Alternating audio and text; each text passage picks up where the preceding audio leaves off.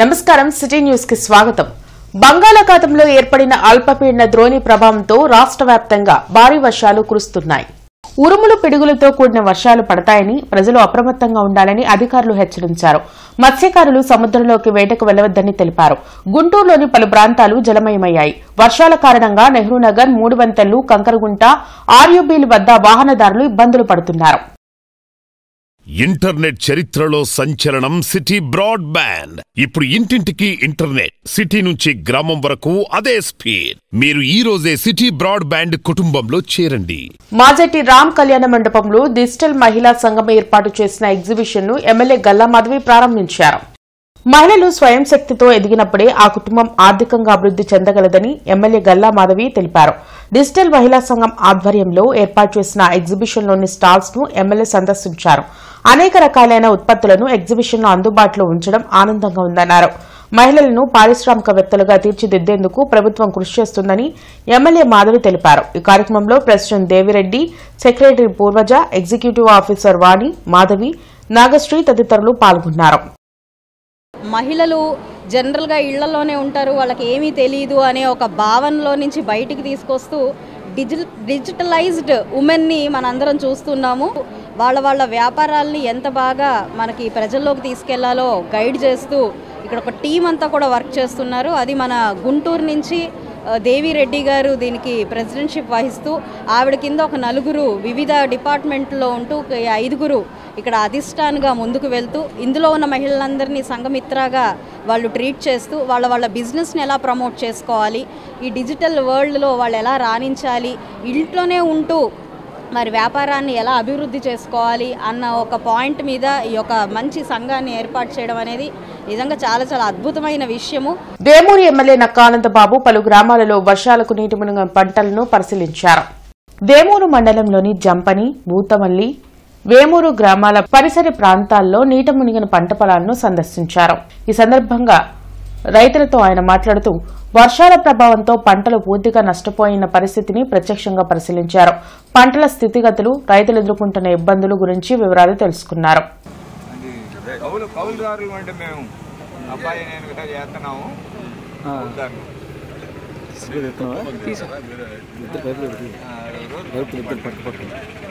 నిరుపేదల IAS SR Shankaran 91వ జయంతి సందర్భంగా ఏర్పాటు చేసిన బ్యూరోక్రసీ నాడు నేడు అనే అంశంపై చర్చాగోష్ఠి జనచైతన్య వేదిక కార్యాలయంలో జరిగింది. రామన్నపేటలోని జనచైతన్య వేదిక కార్యాలయంలో జరిగిన చర్చాగోష్ఠి కార్యక్రమంలో మాజీ మంత్రి డొక్కా మాణిక్యవర ప్రసాద్, వల్లంరెడ్డి లక్ష్మణరెడ్డి, కొరివి వినయ్ కుమార్, ప్రొఫెసర్ సుబ్రహ్మణ్యం పాల్గొన్నారు. ఈ సందర్భంగా మాజీ మంత్రి డొక్కా మాణిక్యవర ప్రసాద్ మాట్లాడుతూ దళితులు, ఆదివాసీ హక్కుల కోసం పనిచేసిన గొప్ప వ్యక్తి శంకరన్ కొనియాడారు. ఆయన సేవలను గుర్తించి కేంద్ర ప్రభుత్వం పద్మభూషణ్ పురస్కారం ఇవ్వబోగా ఆయన తిరస్కరించారని గుర్తు చేశారు. ఈ కార్యక్రమంలో కాజావలి, ప్రొఫెసర్ మొవ్వా శ్రీనివాసరెడ్డి, డాక్టర్ శాంతకుమార్ తదితరులు పాల్గొన్నారు. ఆయన చెప్తుంటాడు, ఆయనకు వచ్చే జీతాన్ని మొత్తం ఐఏఎస్ ఆఫీసర్గా ఉన్నంత కాలం ఆయనకు వచ్చే జీతాన్ని తన కుటుంబ అవసరం పోను మిగతా అమౌంట్ అంతా పేద విద్యార్థులకి, మెరిట్ విద్యార్థులకి, ముఖ్యంగా దళిత విద్యార్థులకి ఖర్చు పెట్టాడు. ఖర్చు పెట్టేటప్పుడు ఆ పేరెంట్స్ని చెప్పేవాడు, ఇది ప్రభుత్వం డబ్బు, నేనేమి ఇవ్వటం లేదు, ప్రభుత్వం ఇస్తుంది. ఒకరోజు నాతో అన్నారు, ఎందుకు సార్ అలా చెప్పారంటే, ఇంకా రాజకీయ నాయకులైతే ఎక్స్పోజ్, రాజకీయ నాయకుల గురించి ఎవరికి సరైన అభిప్రాయం 1% కూడా సదా అభిప్రాయం. ఎప్పుడు వాళ్ళు ఉన్నప్పుడు కాస్త మా పదవులు ఉన్నప్పుడు నమస్కారం చేస్తారు, సార్ మీరు చాలా గొప్పవాళ్ళు అది ఇది అంటారు. ఆ పదవి భాగంగా వాళ్ళని ఎవరు పెట్టుకోడు, పక్క ఏం కామెంట్ చేస్తారో మీ అందరికీ తెలుసు. ప్రెసిడెంట్ బ్యూరోక్రసీ ఏంటంటే పర్మనెంట్ బ్యూరోక్రసీ, మాస్టర్ చెప్పింది 30 years ఉంటారు కదా, వాళ్ళు ఎన్ని అక్రమాలు చేసినా భరిస్తూ ఉంటారు, ఎవరు మాట్లాడరు, కనీసం వాళ్ళు ట్రాన్స్ఫర్ చేయగలుగుతారు. అది మోస్ట్ ఇంకా ఏం చేయాలి. నిన్న కూడా తెలంగాణలో ఒక మినిస్టర్కి ఐఏఎస్ ఆఫీసర్ జరిగిన రాత్రి మీడియా ఇన్ సర్వీస్ ఉపాధ్యాయులు కూడా టెట్ క్వాలిఫై అయి ఉండాలనే సుప్రీంకోర్టు తీర్పుపై కూటమి ప్రభుత్వం స్పందించి తగు చర్యలు తీసుకోవాలని మాజీ ఎమ్మెల్సీ లక్ష్మణరావు డిమాండ్ చేశారు. గుంటూరులో ఆయన మీడియాతో మాట్లాడారు. ఈ తీర్పుపై కేంద్రంతో చర్చించి ఇన్ సర్వీస్ ఉపాధ్యాయులకు ఇబ్బందులు లేకుండా చూడాల్సిన అవసరం ప్రభుత్వంపై ఉందన్నారు. అవసరమైతే పార్లమెంట్లో చట్టం తీసుకురావాలని లక్ష్మణరావు సూచించారు. ఆంధ్రప్రదేశ్ ప్రభుత్వం గాని, ఆంధ్రప్రదేశ్ విద్యాశాఖ గాని దీని మీద ఇంతవరకు స్పందించలేదు. అందుకని మనం డిమాండ్ చేసేది ఏంటంటే ఆంధ్రప్రదేశ్ ప్రభుత్వం, ఆంధ్రప్రదేశ్ విద్యాశాఖ కూడా సుప్రీంకోర్టులో ఒక స్పెషల్ పిటిషన్ దాఖలు చేయాలి. అలాగే చంద్రబాబు నాయుడు గారు చొరవ తీసుకుని కేంద్ర మానవ వనరుల శాఖ మంత్రి ధర్మేంద్ర ప్రధాన్ ఆయనతో మాట్లాడి ఈ అవసరమైతే ఒక చట్టం చేసి, పార్లమెంట్లో ఒక చట్టం చేసి ఇన్ సర్వీస్లో ఉన్నటువంటి ఉపాధ్యాయులకి టెట్ నుంచి మినహాయింపు ఇవ్వాలి అనేటటువంటి పరిస్థితి రావాలి. ఆ విధమైనటువంటి డిమాండ్ చేయాలి. మన రాష్ట్ర ప్రభుత్వం, ముఖ్యంగా ఆంధ్రప్రదేశ్ ప్రభుత్వం విద్యాశాఖ, ముఖ్యంగా విద్యాశాఖ మంత్రివర్యులు నారా లోకేష్ గారు ఈ విషయం మీద వెంటనే స్పందించి తగిన చర్యలు తీసుకోవాలని మనం కోరుతా ఉన్నాం.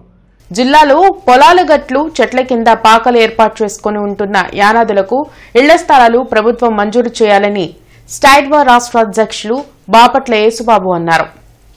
గోపాలకృష్ణయ్య కాలనీ కమ్యూనిటీ హాల్లో గిరిజన యానాదుల అవగాహన సదస్సు నిర్వహించారు. ముఖ్య అతిథిగా హాజరైన యేసుబాబు మాట్లాడుతూ యానాదులు ఎక్కువ మందికి ఇళ్ల స్థలాలు, రేషన్, ఆధార్, ఓటర్ కార్డులు లేకపోవడంతో ప్రభుత్వ సంక్షేమ పథకాలు అందడం లేదన్నారు. ప్రభుత్వంతో పాటు జిల్లాకు చెందిన అధికారులు దృష్టి సారించి యానాదుల అభ్యున్నతికి కృషి చేయాలని కోరారు. సమావేశంలో స్టైడ్వా జిల్లా నాయకులు కత్తి పద్మ, ఆర్ వరలక్ష్మి, తిరువీధుల వెంకాయమ్మ, ఏడుకొండలు, విజయకుమార్ తదితరులు పాల్గొన్నారు.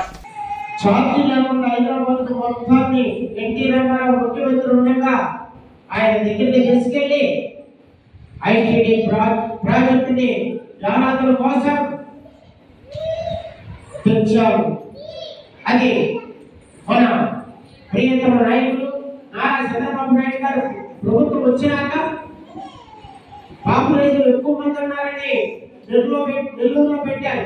అది ఒంగోలులో పెట్టాల్సిన ఐటీడీని నెల్లూరులో పెట్టారు. అలాంటి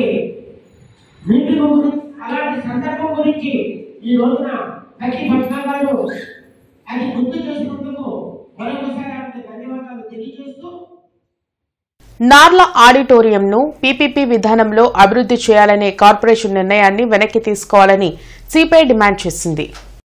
కొత్తపేట మల్లలింగం భవన్లో పార్టీ నగర కార్యదర్శి అరుణ్ మీడియాతో మాట్లాడారు. ఆడిటోరియంను ప్రైవేట్ వ్యక్తులకు కట్టబెడితే సామాన్యులకు అది ఏ విధంగా అందుబాటులో ఉంటుందో ప్రభుత్వ పెద్దలు చెప్పాలని నిలదీశారు. కౌన్సిల్ అత్యవసర సమావేశంలో ప్రజాప్రతినిధులు ఒకరిపై మరొకరు విమర్శలు చేసుకోవడం సిగ్గుచేటని అన్నారు. నార్ల వెంకటేశ్వరరావు సంబంధించినటువంటి ఆడిటోరియం ఏదైతే ఉందో గుంటూరు నగరంలో నడిబొట్టులో గార్డెన్ సెంటర్లో ఉన్నటువంటి అత్యంత విలువైనటువంటి ఆ యొక్క ఆడిటోరియం సంబంధించినటువంటి దాన్ని నరబా సంస్థ పీపీపీ పద్ధతిలో గుడి యాజమాన్యానికి అదేవిధంగా గుడిలో సేవా సంస్థకి ఇచ్చేటువంటి ఆలోచన ఏదైతే ఉందో దాన్ని సిపిఐగా తీవ్రంగా విమర్శిస్తా ఉన్నాం. దాన్ని వెనక్కి తీసుకోవాలని చెప్పేసి సిపిఐగా డిమాండ్ చేస్తా ఉన్నాం. రాష్ట్ర ప్రజలపై మాజీ సీఎం జగన్ కు ఎందుకంత కోపమని మంత్రి అనగాని సత్యప్రసాద్ ప్రశ్నించారు. మంగళగిరిలోని టీడీపీ కేంద్ర కార్యాలయంలో మంత్రి అనగాని సత్యప్రసాద్ మీడియాతో మాట్లాడారు. ప్రజలకు కూటమి ప్రభుత్వం మేలు చేస్తుంటే అడ్డుకోవాల్సిన అవసరం వైసీపీకేంటని నిలదీశారు. మంత్రి లోకేష్ కృషి చేస్తున్నారని, దీనిని ఓర్వలేకనే జగన్ టీం తప్పుడు ప్రచారం చేస్తుందని ధ్వజమెత్తారు. కల్తీ మద్యానికి బ్రాండ్ అంబాసిడర్ జగన్ అంటూ మంత్రి అనగాని ఆరోపించారు. గూగుల్ తేవటంలో అతని హస్తం ఉంది అనేది పులివెందల ఎమ్మెల్యే కుటుంబ సభ్యులైనటువంటి మిగతా ముగ్గురని నమ్ముతారా? 1924లో ఎప్పుడు లేని విధంగా 30,000 మంది నకిలీ మద్యంగా కారణంగా చనిపోయారని చెప్పి నివేదిక ఉంది. మేము అన్ని కూడా ప్రూఫ్స్తో సహా చూపిస్తూ ఉన్నాం. టైంపాస్గా వచ్చి ప్రూఫ్ లేకుండా 2 గంటల సేపు సోది కొట్టి అంటే కొంచెం సిగ్గుపడాలి ఏమని చెప్పేటప్పుడు. వితౌట్ ఎనీ ప్రూఫ్ 2 గంటల సేపు చెప్పారు అంటే నిజంగా కొంచెం సిగ్గుపడాల్సిన అవసరం ఉందని చెప్పేసి కూడా నేను మరీ చెప్తూ, ఎలక్ట్రానిక్ ఓటింగ్ మిషన్ గోడౌన్ ను కలెక్టర్ తమీం అన్సారియా తనిఖీ చేశారు. పీరియాడికల్ తనిఖీలలో భాగంగా ఈవీఎం గోడౌన్ ను జిల్లా కలెక్టర్ తనిఖీ చేశారు. నిర్వహణ పట్ల సంతృప్తి వ్యక్తం చేశారు. కార్యక్రమంలో జిల్లా రెవెన్యూ అధికారి ఎన్ఎస్కే కాజావలి, రెవెన్యూ డివిజనల్ అధికారి శ్రీనివాసరావు, విపత్తుల అగ్నిమాపక శాఖ అధికారి, రాజకీయ పార్టీల ప్రతినిధులు తదితరులు పాల్గొన్నారు. ఇంటర్నెట్ చరిత్రలో సంచలనం సిటీ బ్రాడ్బ్యాండ్. ఇప్పుడు ఇంటింటికి ఇంటర్నెట్, సిటీ నుంచి గ్రామం వరకు అదే స్పీడ్. మీరు ఈ రోజే సిటీ బ్రాడ్బ్యాండ్ కుటుంబంలో చేరండి. అహల్య ట్రస్ట్ ఆధ్వర్యంలో నార్త్ సెంటర్లోని ప్రభుత్వ మహిళా కళాశాలలోని విద్యార్థులకు ఉచిత హెల్త్ చెకప్ నిర్వహించారు. మాజీ మంత్రి డాక్టర్ శనక్కాయల అరుణ, డాక్టర్ శనక్కాయల రాజకుమారి పర్యవేక్షణలో సుమారు 400 మంది విద్యార్థులకు ఉచితంగా ఆరోగ్య పరీక్షలు నిర్వహించి విద్యార్థులకు అవసరమైన మందులను ఉచితంగా పంపిణీ చేశారు. అనంతరం నిత్య జీవితంలో మన ఆరోగ్యం పట్ల ఎటువంటి విధానాలు అనుసరించాలి, జీవన శైలి పరంగా ఎటువంటి జాగ్రత్తలు తీసుకోవాలి, ఎటువంటి ఆరోగ్యకరమైన డైట్ తీసుకోవాలి తదితర విషయాల గురించి విద్యార్థులకు అవగాహన కలగజేశారు. కార్యక్రమంలో కళాశాల principal Jyotsna Kumari, warden Anusha, NSS Dhatri Kumari, Latha, NCC president Anusha, Ahalya hospital వైద్య సహాయకులు తదితరులు పాల్గొన్నారు.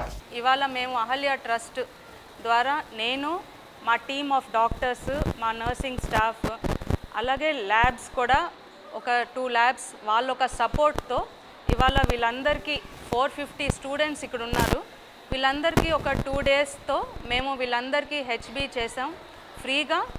అలాగే వీళ్ళు కొంతమందికి వాళ్ళకి బ్లడ్ గ్రూప్స్ తెలుసుకోవాలనుకున్నారు. సో వీళ్ళందరికీ ఫ్రీగా బ్లడ్ టెస్ట్ చేసి వాళ్ళకున్న ప్రాబ్లమ్స్, కొంతమంది గర్ల్స్లో అయితే చాలా తక్కువ హీమోగ్లోబిన్ ఉంది. ఈ కమ్యూనిటీ హెల్త్ డాక్టర్స్ నుంచి సపోర్ట్ తీసుకుని వీళ్ళందరికీ ఒక 3 months ఆఫ్ ఐరన్ సప్లై ఇవ్వాలి అని మేము మాట్లాడాం. సో అది కూడా ఫాలో అవుతాం ఎట్లా చేయాలి అనేది. ఇవి ఇప్పటివరకున్న వార్తా వివరాలు. మరికొన్ని వార్తా విశేషాలతో మళ్ళీ కలుద్దాం. అంతవరకు సెలవు. నమస్కారం.